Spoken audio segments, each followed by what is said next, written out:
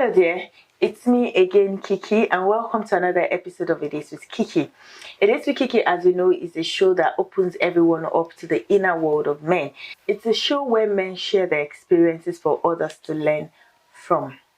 The purpose of A Date with Kiki is to give men a platform to reform the world's view about the male gender, mentor each other across the globe, and give clarity to questions fellow men, boys, or anyone could be asking about men.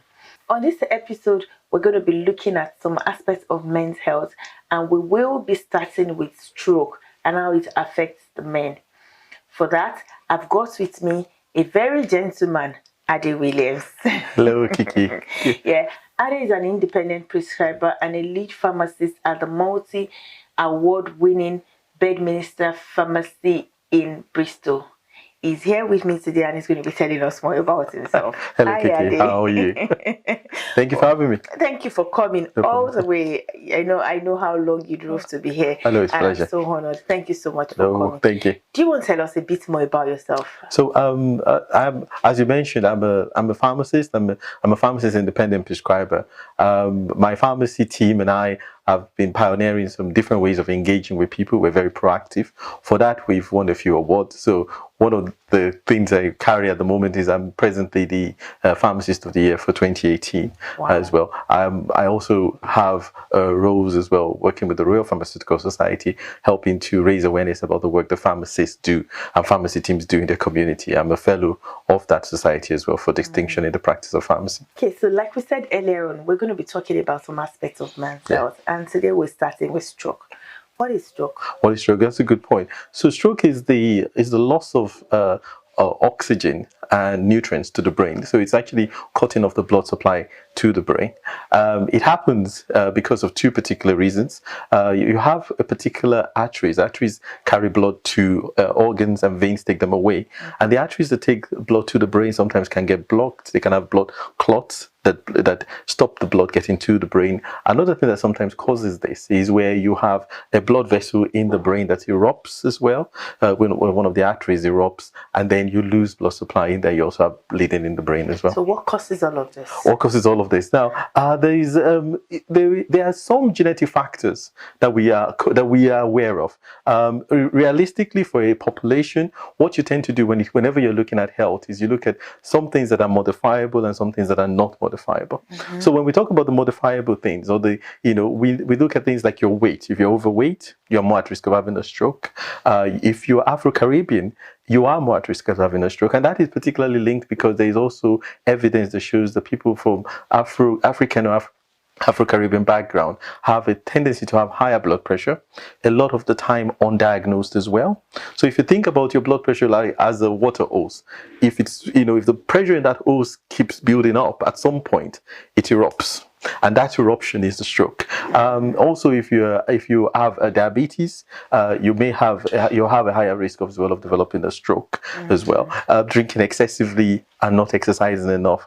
All the things that we keep hearing about, and really are some of the modifiable factors that increase your risk of developing a stroke. Okay, now you said more in Afro-Caribbean background, right? Yeah. Why is that? Why is that? That's a good question. Why are we not? Now, it's something that has baffled scientists for a while. I think a lot of the time, really, particularly when it relates to stroke, the issue around it tends to be the blood pressure.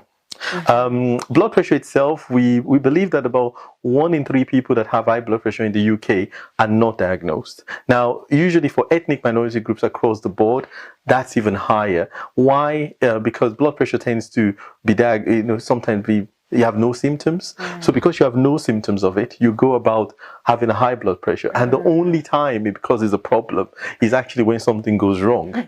And, and heaven forbid what goes wrong is a stroke. And then you have it. So we know that there's some genetic disposition as well to high blood pressure in Afro-Caribbean people. We also know that the rates of picking them up and screening them is not as good as other people in the general population as well. And that's because over the age of 40, from 40 to 74, the NHS offers something that's called a free health check. And every 5 years, you're supposed to come in and they check your blood pressure, they check your cholesterol. And we have found that a lot of people in those minority groups tend to be less likely to turn up, especially men. The two men, they're hustling, they're trying to take care of their family. They don't, and they feel well. And I think that's the problem with it, is that you feel well, you don't.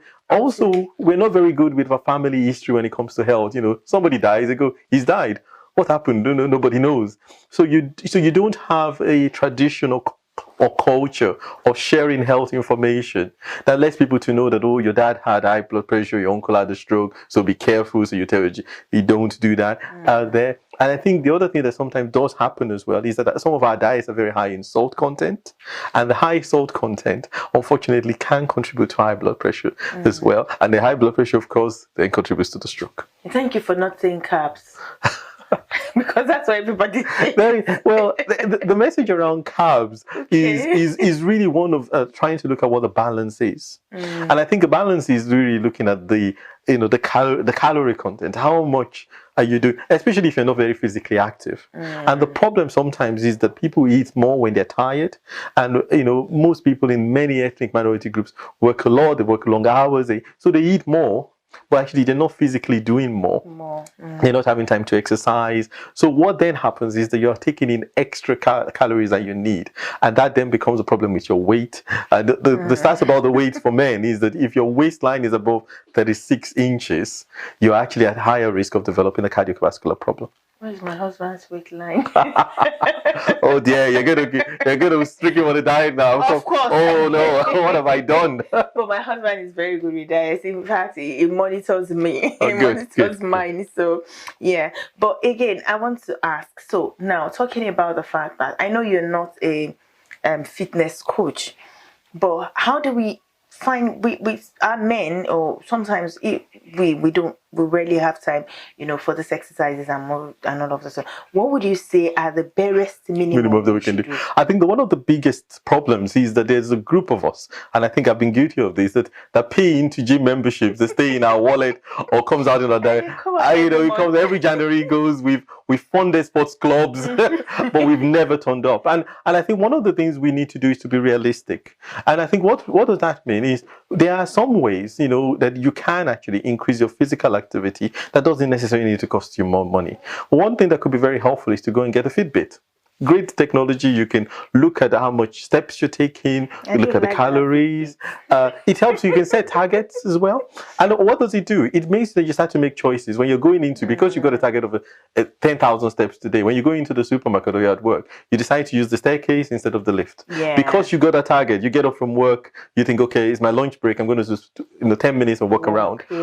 That's a very easy way. That's sustainable as well. It's very habit forming. The other thing that is also very good in terms of that is, again, is to not to look at your diet in terms of just trying to use it as a fad, but looking at it and actually thinking, what should I be eating more of? Fruits and veg, drinking more water is very key as well in terms of that as well. If you drink alcohol as well, being conscious of what is the recommended limit and staying within that. Certainly, smoking never gives anybody any benefit, and I think that's something today that if you find yourself that it's a habit that you have, seek help to try and quit it, because there is no there. So there are those things that you can do. Look as well into frying your food, trying to maybe look at cutting out deep frying, looking at maybe air fryers as well, and grilling things.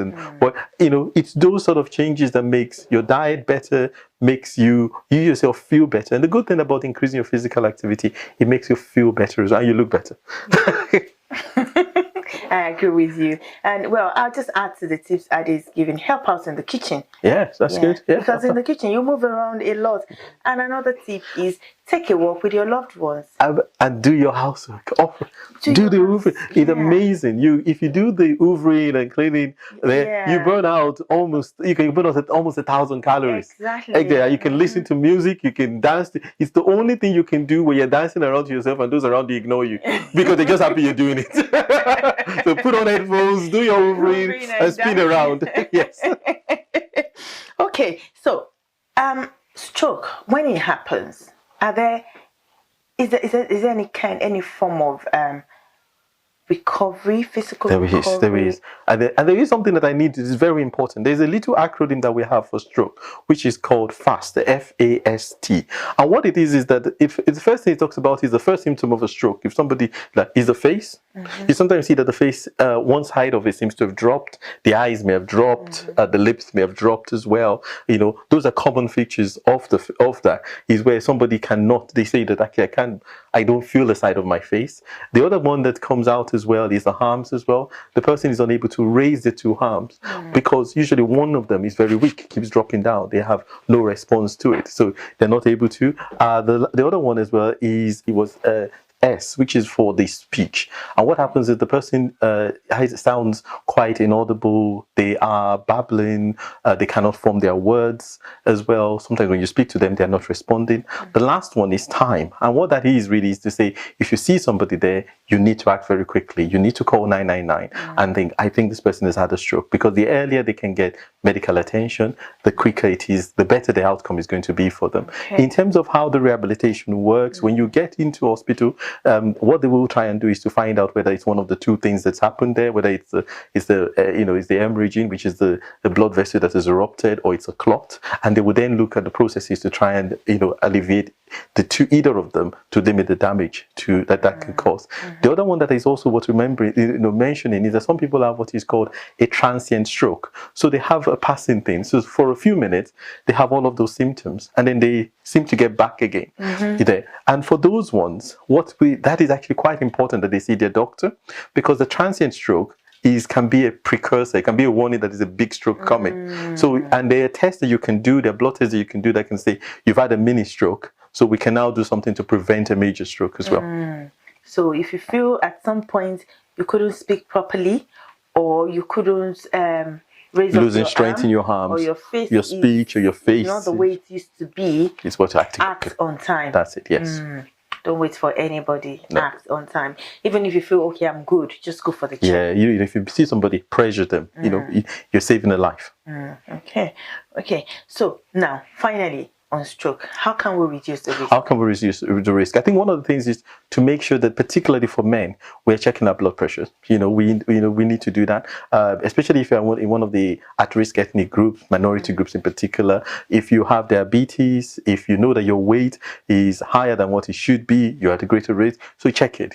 Do something about the weight, but keep checking it as well. If you have a family history of cardiovascular problems, certainly look at reducing your alcohol consumption if you drink. Look at the same point as well of giving up smoking if you do smoke as well. And I think the other thing that is what also doing is actually also, particularly for men, increasing awareness, letting people know what stroke is. Stroke is the leading cause of disability. And I think that's the worst part of it. It's not that you can survive, but then you are left with a disability, and that the loss of income, the pressure of your family having to care for you. And we know that many patients that have a stroke also go through really bad bouts of low mental health as a result of that, because you feel as if your dignity and your person has been locked. Yeah. And I think we can do something. But the good thing is that the rehabilitation that is available is there. And one other thing I would say, if you're taking blood pressure medications, keep taking them. Don't stop, and go for your regular appointments as well. I think those are some of the things that really we find that really lets us down, is where we are not taking the medications, we're not going to check that it's working, and we just assume that everything is okay. Yeah. And then you mentioned earlier on exercising, doing physical activities, and watching your diet. So that means our diet has got a key role to play. It has got a key role. It has got a key role. And I think, sometimes, like in every society, in every culture, there are things that we do that we've always done, and some of it may not be as healthy because we're not as active as we used to do when it was passed over to us. Yeah. So I think what we do is we modify our life, modify the diet. You can have the same things, but you don't have to deep fry it anymore, or make the deep frying the treat, not something that you have every single day there. And I think it's just growing up, my mom would say that my grandfather would have pounded yam every day. But yeah, that's a good one. But then he goes to farm every single day. So he does the farm work, and after the farm work, his treat is that. So like you said, the lifestyle has changed. So modify what you do. It doesn't have to be the way it used to be. That's a very quick one, but thank you very much, Adi. It's loaded. One thing I want to add to what Adi said, he said, check your blood pressure regularly.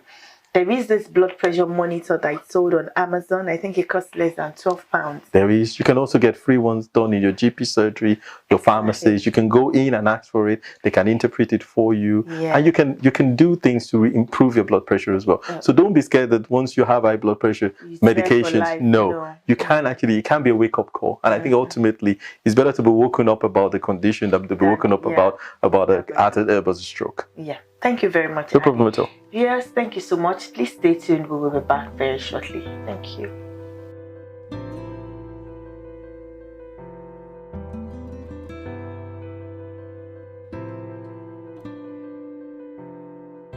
Welcome back to A Date with Kiki, and thank you so much for staying tuned. Now, we started off with stroke, and I still have Ade here with me. We've talked about stroke, the causes, and how to prevent it. And while you were talking earlier on, while we had the conversation, you said stroke is one of the causes or could lead to mental health. It can do. What's mental health? It's mental health. So one of the things that is really changing in all our societies is that for a long time we just used to focus on how you are physically, but now we are also much more conscious of how you are intellectually and emotionally as well. And I think really when we talk about mental health, we're looking at your intellectual and emotional well-being. And the reason why I mentioned stroke is that many people that have long-term physical conditions find that the way they feel and the way they think about themselves is not the best. So that itself is something that they may need help with and support to get over, because there is actually a link. If your mental health is not very good, your physical health keeps going down. And then if your physical health keeps going down, your mental health keeps going down. Yeah. So how about the stigma that comes with mental health? Growing up in Africa, when you see somebody's girl is mentally ill, the person is mad. Yeah. And I think one of the, sadly, sorry to cut you. We're talking about African men or Black Afro-Caribbean men. And then you're saying I'm mentally ill. That means you're saying I'm mad. I think one of the first things really, whenever we're talking about mental or ill health, is that we are very careful now about, like you said, what we're talking about and what that means. So we don't use phrases like mental sickness anymore, but actually we talk about mental well-being. And what we're then trying to say is that this is who you are anyway. You're a person that's got your physical, your emotional, your intellectual, and if any of those is wrong, you as a person, deserves to get better. But that is normal. So we know statistically that at any point in time, one out of four of us in any room in the course of a year will go through a period of some sort of mental crisis. That could be depression, that could be anxiety. It's right. We'll bounce back sometimes without any help. That's our resilience. But sometimes as well, we have mental conditions like psychosis, which is usually some of the ones that we see out in our culture. And a lot of that is things that happen where the communication and chemicals in the brain are somewhat misbalanced, but they can be corrected. But unfortunately, because of the stigma and the ignorance, and maybe also the lack of availability of that sort of medical help, what has happened then is that we have seen that as a hopeless situation. Meanwhile, there are lots of great examples of people that live with mental health conditions and are fine. They're functioning, they're successful, they're contributing into society. Yeah. So the culture is also changing now. We are seeing that, but there's still work to do, particularly in minority communities, definitely. Yeah, and particularly changing our perception or the way we perceive what mental illness is. Oh, thank you very much. Now, what are the difference in the risk for in terms of mental illness for men and women? Are there any difference or what to keep? I think women, we know that women have much more mental health challenges. Part of that is also linked to hormonal changes as well, and how that affects the mood and affects the intellect as well. And so there is some of those changes that exist. We know that for men, the difference tends to be that while we have less men that have problems around their mental well-being, there are less men that seek help. So the tragedy of this, and what really brings it to mind, is that if you look at any suicide record, out of every 10 people that kill themselves, 8 of them are men. And that's really because when we start to think, why are men not engaging? And we can immediately see why that is so difficult. Is particularly for minority men, with the societal expectations, with the connotation that is some sort of brokenness, some sort of something's gone wrong with you, so man, you know, what's to pull yourself together. So when even whatever extreme you're looking at it from just anxiety and depression to things like psychosis, it's all, you know, you have this message that says, hide it, get over yourself, fix yourself, don't tell anybody. So what does that do to you is that you get very hopeless. And I think one of the things that I feel that's important for us as a society is really to start to say, no, that's not true. Because if that's how our men are treating themselves, is by killing themselves, then something's wrong there. And that statistic is not changing. If this is what's happening to our men, and, you know, what's the risk factor now to the men? In terms of mental illness. I think for men in terms of mental illness, some of the things that what we try to do is to try and teach people what promotes good mental health. Some of that is actually social interaction, interacting with people, being able. But you men don't talk. That's it. So there is a big campaign. It's called "It's Good to Talk." And I think that's really where it's also important for fathers and role models and uncles to do that, because a lot of the time what we tell young men is about our expectations and our successes. We never tell them about weaknesses or failures. So when they think, why am I weak, or why am I failed at something, they feel that, oh, actually there's something wrong with me. So we need to change that culture. We need to have male role models that champion that as well. We need to also look at also how we create cultures of giving as well. So some things that help to improve your mental well-being is giving. Find a way to give. You know, give up your time for somebody. You know, get involved with something. Learning as well. That's important. You know, keep learning. Learn something.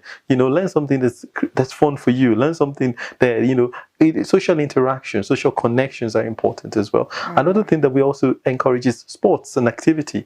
If actually there is clear evidence that if you engage in any sports or exercise or things, it releases hormones in your body that lifts your spirit, lifts your moods as well. And then finally, we also want you to be mindful, and that is live in this moment, especially in the social media age. You can look at your life and compare it to somebody on Instagram and feel as though, wow, look at me and look at and actually look at yourself, look at where you are and be thankful for that. And that's a big thing now. It's actually creating a conscious of mindfulness, and you can get an app on this. You can have internet programs that just teach you about being mindful, because one of the things that does is that it makes you become a much more resilient and secure person as well.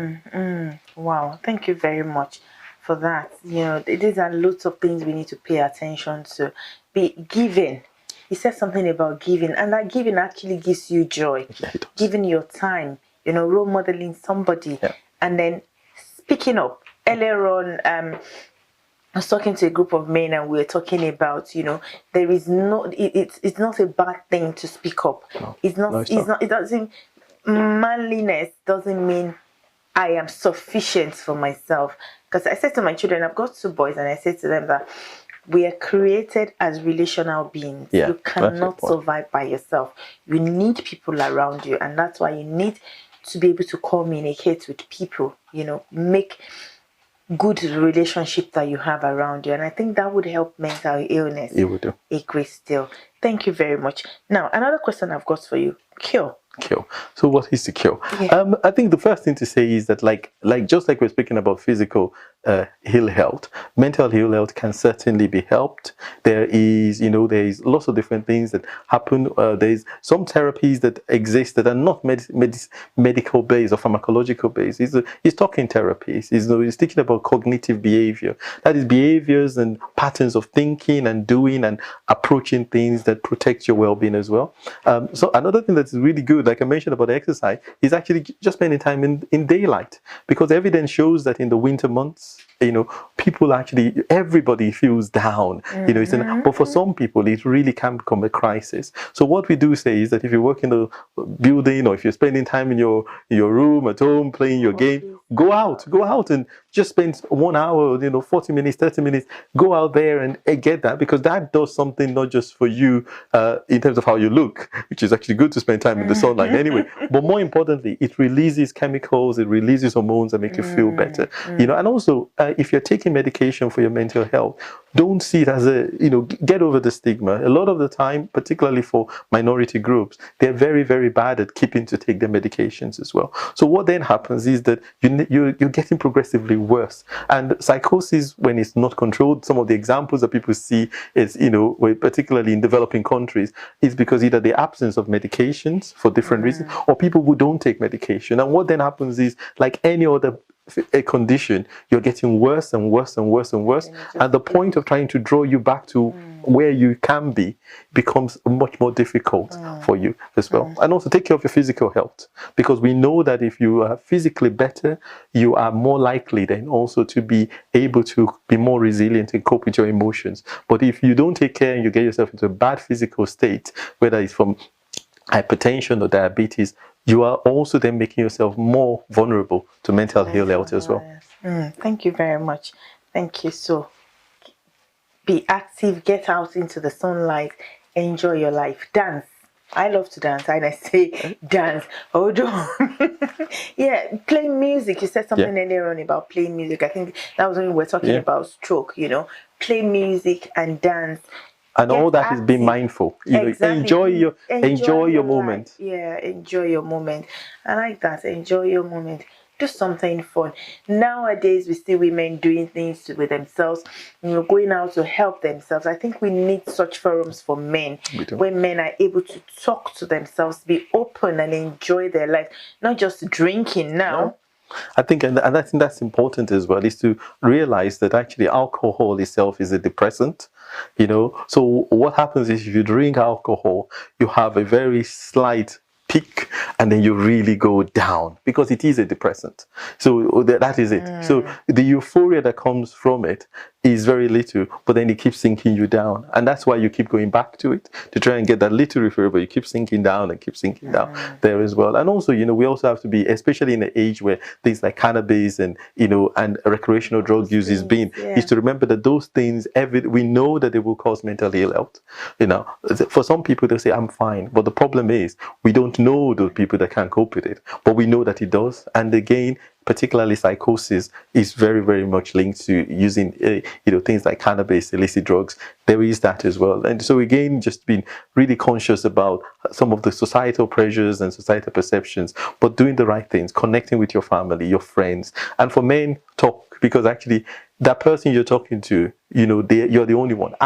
Don't ask closed questions. Ask open questions. Don't say you're okay, aren't you? No, ask, how are you doing? How is everything going? I think that makes a lot of difference. Okay. So now, finally, how do we promote the awareness of mental health? So particularly amongst men. Particularly amongst men. I think everybody's got a big role in this. We got families that've got a big role in this. I think we also have faith communities, churches as well, because I think, again, there is sometimes, particularly for minority ethnic groups, there are embedded cultural perceptions, and connotations that we need to come and address. We also need to teach people about balance, because one of the things that really can cause mental ill health is stress and pressure. And sometimes people put stress and pressure from them, trying to live up to the expectation, the societal expectation, So they're hustling, they're sleeping less than 6 hours, they're working all the days, they're doing, they're rushing, they're trying to make as much money, and they are really getting down and really depressed and getting there. So I think we all have all of those things to do. I think we also need to come in and say, when we find somebody that's not doing too well, we must be ready to support them through. So maybe if somebody's not looking, not doing too well, offer to go with them to the appointment, because maybe they're so terrified, or sitting there, sitting with a doctor and talking to a doctor about it. But if you're there for them, you're supporting them, and that could make all the difference. And never tell somebody, just go and fix yourself. Mind our language, mind our language, because like anybody else, when you're most vulnerable, that's when you are most sensitive. So let's just mind our language as well, and create a culture, particularly for men, where it's okay for us to say we're not okay, but also it's okay for us to receive help. Particularly for men, ask for help. It's okay to say you're not okay, because when you say that, it creates room for you to be okay.